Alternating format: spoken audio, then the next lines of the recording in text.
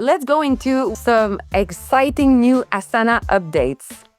So first of all, starting off with the reference custom fields. I don't know if some of you already used it, but this new field type lets you attach real Asana objects like task, project, portfolios, and goals directly inside a custom field.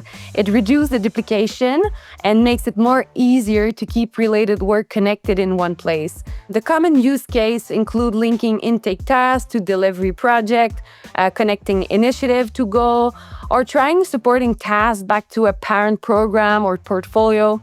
Let me show you how it works. If I'm at the portfolio level, for this case, I'm in the house project portfolio, I can see that I have 3 projects in my portfolio.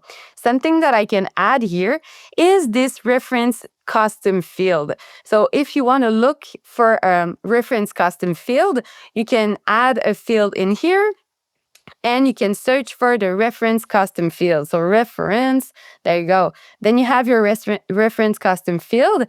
You can see that you can source rather task, project, portfolio, and or goal, and you can name your field title. So in this case, I named my field title related work, and you can select one or multiple sources depending on what you want to do the relation with. So once I'm in my reference custom field, I can select if I want to relate, for example, a specific task, and I can search for the task just by adding some letters here, or just to write down the task that I'm looking for. So for example, lay the foundation, I can add the task here, or I can also search for something else. So I can search for a specific project, a specific portfolio, or a specific goal. So once you add this related work, and you can also do it at a task level. So if I'm in a project, I can go in my task level and I can add some related work. Once you add rather a goal or a project, you can click on it directly here and it will go to this related project. So it's really helpful to make sure that you don't have to go back to and look at related work. You can only click on it directly from your list view or from in a project or in your portfolio. So that's the first release. Great. Second release. So the role ownership transfer. This ensures your automation will keep running smoothly when role change. Anyone with a permission to edit workflow can go into a rule settings tab and click Become Owner. It's simple but important update. Great for onboarding, offboarding, and when responsibility shift. So notification and workflow actions always route to the right person. So as you can see here on the screen, you go in the settings of the rule, you go in permission, and you will just click on Become Owner. So as I can show you here, if I go in my customize section, I will access my rule. I will go in my rule, and on top here in the settings, I go in permission, and I will see that right now I'm the rule owner. But if I wasn't the rule owner, I would have seen Become Owner, and I would just click on this one, and then it will ask to become the owner of the rule. Third, new release, the risk report.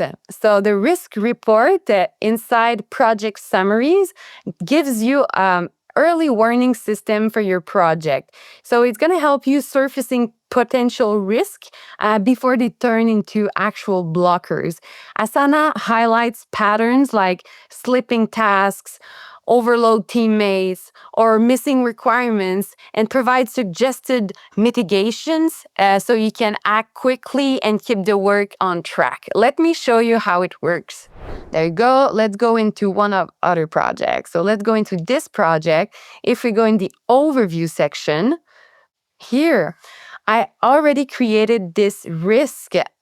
So this risk assessment has been generated with AI, looking at what was going on in the project, and it created this summary. So we have, for example, the pre-construction planning progress. So Jamie has made significant progress on pre-construction. And then if there is some risk to highlight, it's going to be in here in the risk. If I go back to a project and I show you how to do it, So if I don't have any risk right now, or if I did not create a risk report, I can go in here in one of my project in the overview section. You have the AI summary area here. You will include recent activities and risk report. And then you can also get regular updates. And then you're going to generate the summary. So again, this project is off track. So it should create some risks depending on what I have as a description or what kind of information I have in my project. When the risk report is created, you can rather send this risk in the message section of your project, or you can also create a task with this summary, or you can also add it to one of your status update of a project. Let me go back to the first one that I already created here. So I have my summary, and I also decided that I wanted to share this summary in my message. So how I do that, I go here in the overview, I share my summary, and I can select 3 things. So I can create a task with the summary, draft status update, or sent as message. In this case, I chose sent as message, and that's why I can see it here. And then your team can communicate or add some information, reply to your message directly in your message section of your project. So that's the second option. So let's continue with the fourth release. So the goals. So the goals save views and grid views. Right now, finally, we've got these save views and a new grid layout for goals. So you can now create your personal goal views, filtered, sorted, and organized exactly how you want.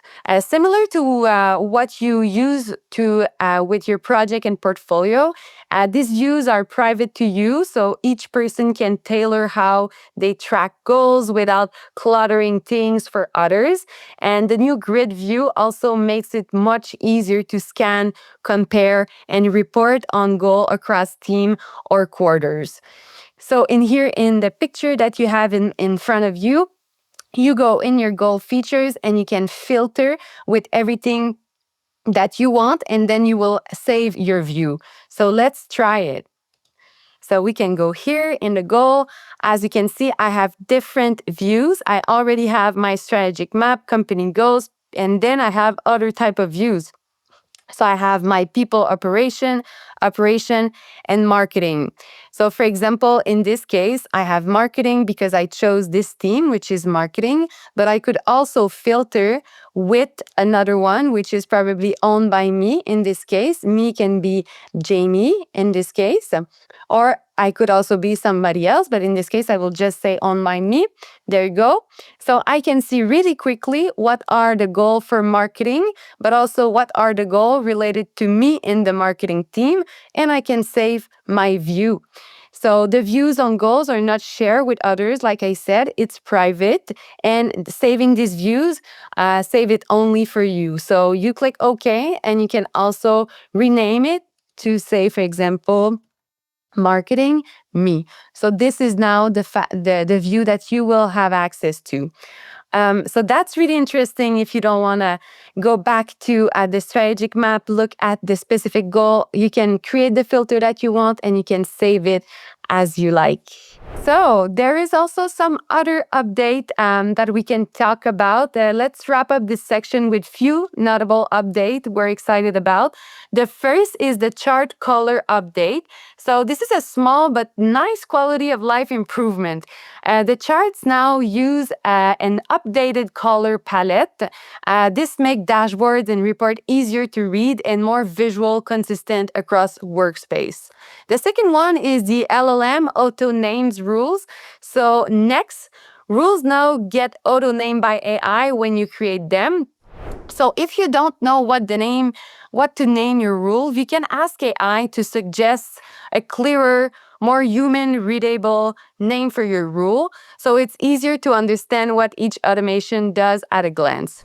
It's really to save you time, but obviously it's a great add-on. And finally, for those of you with enthusiastic custom field list, multi-select field now support type ahead.